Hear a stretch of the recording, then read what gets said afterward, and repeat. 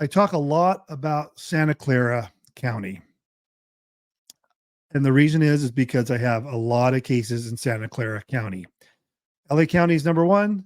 Santa Clara is number two. You think maybe a closer county to me, might be second busiest, maybe San Diego or Orange County or Riverside or San Bernardino, or maybe a little bit closer, but no, Santa Clara.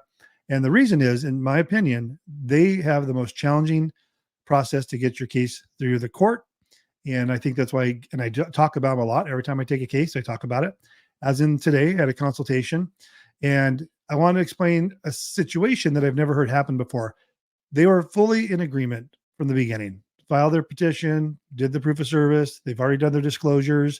They've done everything. And then I guess they're going through the self-help center and they said, oh, you need to go to a settlement conference.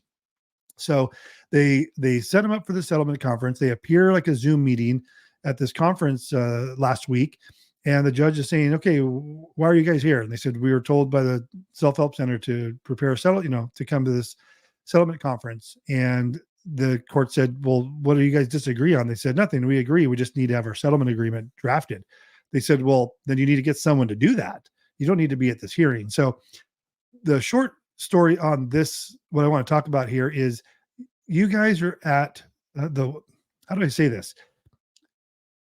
The courts are not always accurate in what they're telling you to do. They're used to working with litigants going through court, not amicable couples.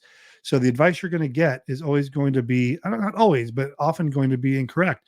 I have another case that just came to the top of my mind where they were also going to the self-help center. They're telling them to file property declarations and all this craziness.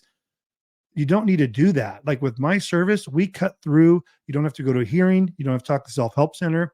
In both these cases, especially this one, they called me and said, yeah, you didn't need to go to the settlement conference hearing. We're just going to do the judgment and bypass the entire court process as far as their procedure, and just going to go past the judge to the clerk's office so they can review and make sure the I's are dotted, T's are crossed, and get it approved.